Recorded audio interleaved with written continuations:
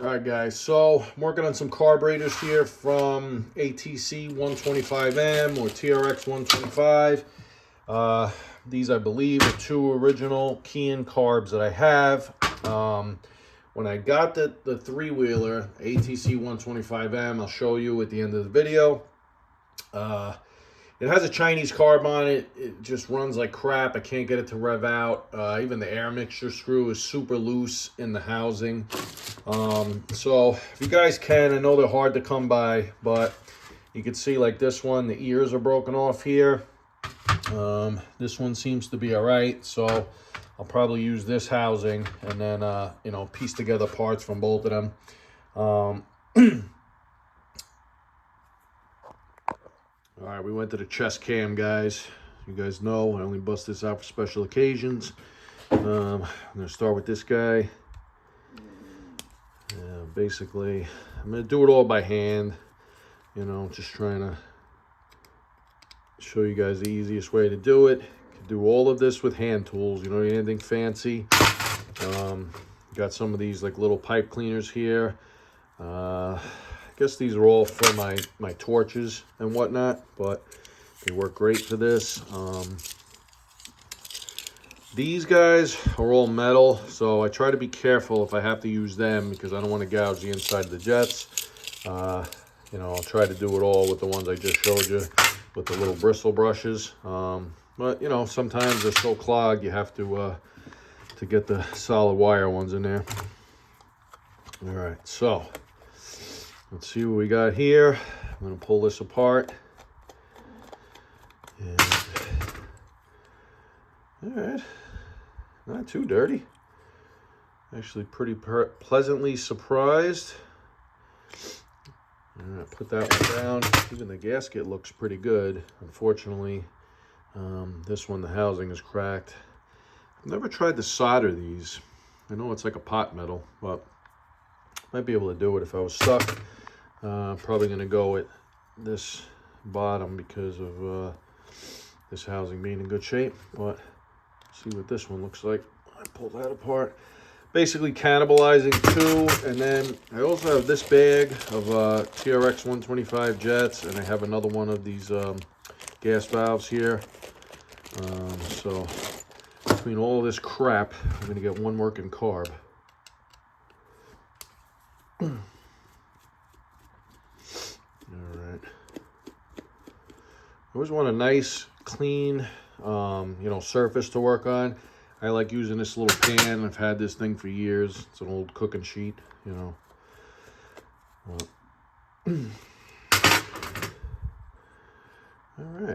It's interesting. Different color. But other than that, this one looks pretty good too. The gasket looks nice. Alright, so we'll put that on the side. That's pretty much good to go. We're just going to clean it out, scrub it a little, blow it out. Also compressed air, guys. That's always your friend on these builds. These jets look really nice in here. Not sure. I'm getting to the point in my life, guys, where I can't remember anything anymore. So, I might have rebuilt this last year, but I forgot all about it. Now I'm opening it up going, wow, looks great in there.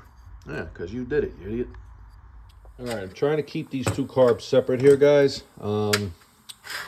So I'm going to say that the needle and the main on this one look brand new. And honestly, I can't remember if I might have changed it a year back or something like that. But it never ended up going onto a bike. This one, everything looks original. And I love that, to be honest. It's a different design, though, on this carb. All right, guys, I'm keeping everything separate. Have main jet, pilot, and a main jet holder all pulled apart here. Looks like the pilot and the actual little main jet are new on this one. And I might have changed those. I don't remember. Sometimes I pull these apart, guys, and I can't blow any air. You can see I have the air gun here, and I can't get any of these little bristles through. At that point, it's hard. You could try to drill it if you have small enough drill bits, but you don't want to remove any material because it's not going to run right. So, you got to go with an aftermarket jet kit. They have some that are made in Japan that seem to be pretty good online. So just gonna take this bristle guy, get that in there, work it in and out, and do this one. Kind of blew it out already once. I don't really soak carbs. Maybe it would work. I don't know. Some guys soak them forever. I kind of always had good luck doing it this way, so I'm just going to stick with it. The main jet holder has all these little tiny tubes on the side. Very hard to see. I don't think I have anything small enough to go through those. Be almost impossible to show on camera anyway, but you get the idea. I'm gonna see if I could find like a piece of wire, like maybe I could unstrand some stranded copper wire and stick it through there. But for now, we're just gonna use what we have, and I'll keep doing what I can. All right, guys, so I just got some strands here on an electric wire, stranded obviously. And just nice and easy getting it in all these little tiny holes. Almost impossible to show on camera, but it's working out pretty good. It all seemed to be pretty open anyway, but just in case there's any crud, hopefully it'll knock it off a little bit. And I'm gonna blow it with compressed air. We're gonna call those done. Oh, put that on the wrong side. That goes there. That goes there. This is the one I'm worried about, honestly.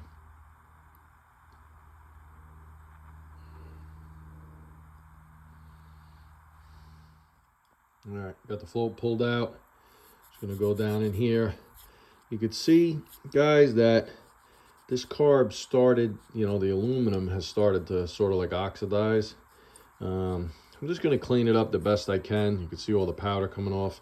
I definitely don't want that, you know, getting into the engine. But, you know, I've done these like this before, and they run great afterwards. So just kind of do the best that you can. These old Honda engines, you know, they run forever anyway. But you kind of see, oh, great. You can see everything's nice and clear down there. So I'm not too worried about it.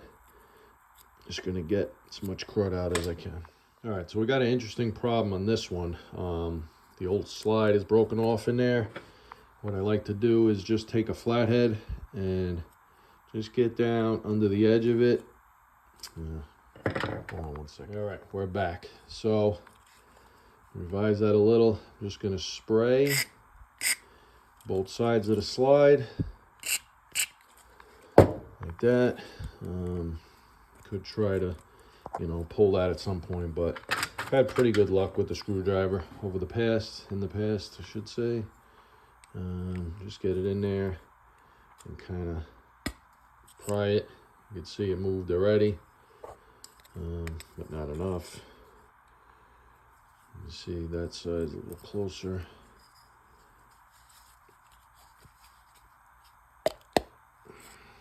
All right, it's coming, slow and steady. I'm just going to keep working that, guys, till I get it out. And I'm going to pull this float out. See, this one looks a little bit less oxidized as the other one, so I might end up using this housing. Like I said, I'm putting two together to make the best one that I have for now. Right, so pushed it back down, sprayed a little WD-40 in the top, which I should have done in the beginning. I'm kind of getting it to move.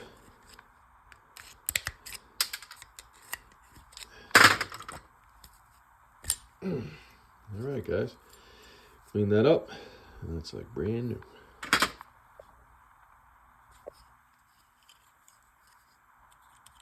So this is what I use to clean out the inside of the slides. You know, there's always crud in there and stuff like that. So I just got a piece of 3M. I tape it to a rod, put it in a drill. See if I could, you know, twist it up. And then stick it in there like that. And just go back and forth.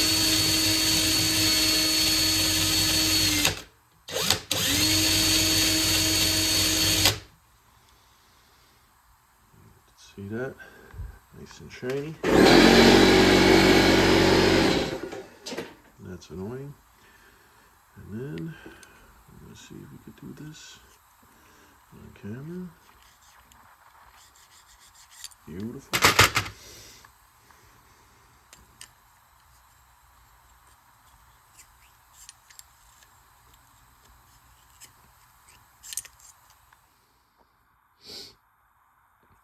All right, this little guy, this is your check with your float here. Kind of just hooks on the bottom there. And then just drop it down in the hole. I've had very good luck with these over the years, guys. I only had one Yamaha blaster that I could not get it to check. No matter what I did, I put a new, float valve, whatever the hell you call it, down on the bottom there. But I think there was just probably a nick in the seat down on the bottom, and I just couldn't get it to seal. But most of the time, I just clean it good, put it back together, we're good to go. Like I said, this isn't a full rebuild here. So I changed my mind from the beginning. I'm going to go with these new jets. Couldn't really get the other ones clean, and of course I'm eating my words here, but I think I might soak these guys in some gasoline, for a couple nights, or maybe some vinegar or something, and then try to blow them out. It's really this guy. I couldn't get these. They're super tiny holes. I got the wire in, but I still see a lot of crud in there. So anyway, here's what it is. Go with these. You don't want to crank on these when you're tightening them down, but on the flip side, you want them tight enough so they're not going to fall out when the bike vibrates. And I guess you'd call this a lower main jet. I don't know. I call it the holder for the main jet. That goes on, and that gets tightened on its own. All right, got the little main jet in there, and them both tight. Float, needle. Just kind of center that, guys. It just floats in place. I don't think these could come out on this carb. I think if it floats too far, it'll hit the housing, which should be a good feature. All right, got this all cleaned and blown out as best I can. I'm gonna put that guy back on the bottom. And I cleaned and blew out the air mixture screw and idle screw. You want to take the air mixture screw all the way in, lightly, very lightly seat it, and then I always come out 1.5 turns, idle screw, kind of back it out. Idle screw, you could see in the hole there, it just sticks out a hair, and what it does is it pushes right there. It comes into the housing, pushes on the slide, and raises it or lowers it to change the idle. All right, guys, we got everything back together here. I'm trying to find a rear fender for this bike, and this tube coming off the airbox is broken. So I'm gonna probably make up a little plate and weld the steel tube sticking out, and just bolt it to the airbox. I'm trying to keep this bike as original as possible. It's actually in really nice shape for what it is. 1985 ATC 125M. But anyway, to conclude this video, got the car back together. Had the gas on already. Everything's ice cold, as you could see. Do the old feel test here. All right, this battery is long dead, guys, so I've just been using a pull starter for now, but I'm gonna get a nice battery in this thing. This thing cranks like a maniac, and starts right up with the battery, but not sure how it's going to start right now with the pull. Got the tank vent on. These vents, I have a lot of problem with these caps over the years, guys. Once it's running, it seems to be right.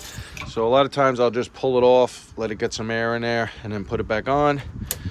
Turn the key on, put it to run. It's pretty warm out today. I'm gonna try to go with no choke and see if we can do this one-handed.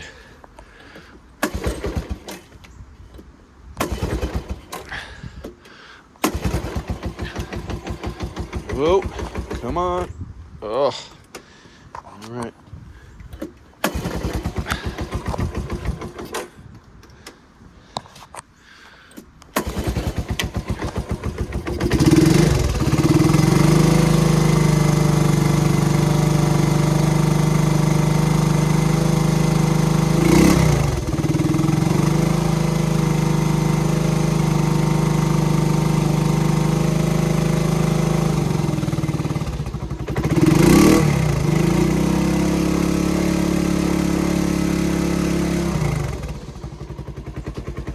All right, guys, we're gonna call that done.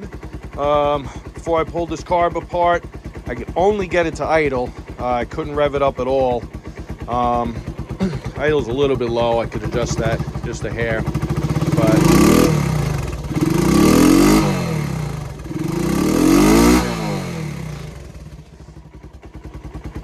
all right, we'll call that done.